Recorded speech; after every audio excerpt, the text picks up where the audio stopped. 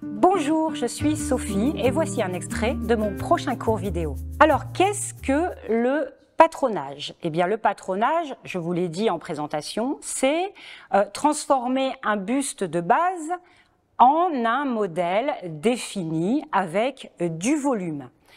La mise en volume, c'est de la rétention de tissu et de l'extension du déploiement de tissu pour faire un ajustement là où on veut faire un ajustement et du volume là où on veut faire du volume.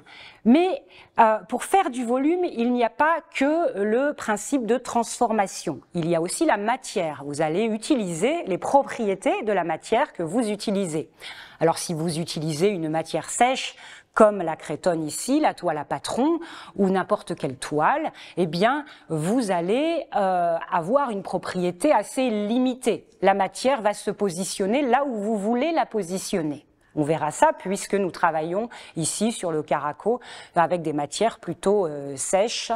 Nous allons quand même voir sur un modèle la propriété élastique du jersey. La propriété élastique, elle est intéressante parce que, eh bien, tout le passage du volume se fait dans le tissu. C'est le tissu qui va s'étendre et qui va se rétracter aux endroits où on veut avoir une mise en volume. Donc ça, c'est assez intéressant, c'est un principe intéressant et c'est pas mal de voir comment le jersey fonctionne sur une base assez simple comme le Caraco. La mise en volume peut se faire aussi avec une préparation du tissu.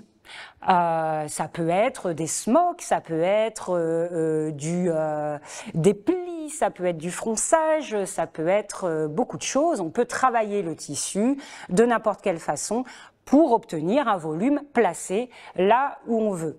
Là, on a plutôt un volume stylistique, mais les smocks, par exemple, eh bien, c'est une mise en volume avec une propriété qu'on rajoute au tissu, puisqu'on le rend élastique. D'accord? Donc ça, je ne vais pas développer, on peut parler des heures et des heures sur la mise en volume, mais on va voir évidemment les principes de mise en volume élémentaires dans le patronage. Et il y a un outil dans le patronage et qui est indispensable à la mise en volume, c'est la pince. Si vous regardez ce buste de base, eh bien, vous avez un cadre, le cadre milieu devant. Alors, petite parenthèse, on travaille toujours, sauf cas particulier, par demi-buste, le côté droit du buste, ici, le côté droit du mannequin ici. Quand je parle de droite et de gauche, et dans tout le cours, ça sera comme ça, quand je parle de droite et de gauche, c'est la partie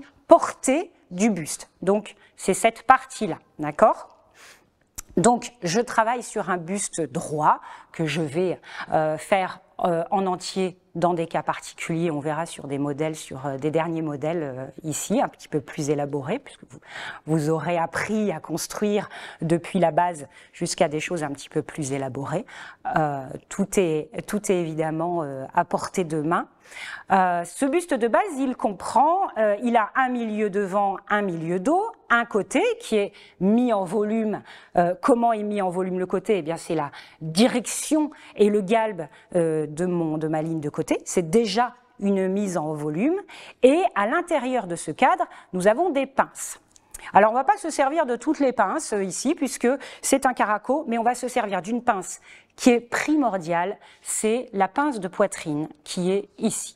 Cette pince de poitrine, c'est l'outil de base de la mise en volume du buste chez la femme, évidemment.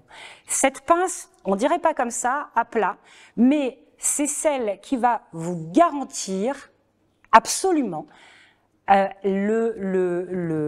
mise en volume de l'emmanchure ici. Dans un Caraco, on a une emmanchure qui ne va pas jusqu'à l'épaule, mais qui est partielle, et l'ajustement du décolleté. Cette pince-là, elle a ce pouvoir-là de mettre en volume précisément le décolleté et l'emmanchure. Si cet extrait vous a plu, alors retrouvez l'intégralité de ce cours vidéo sur artesane.com.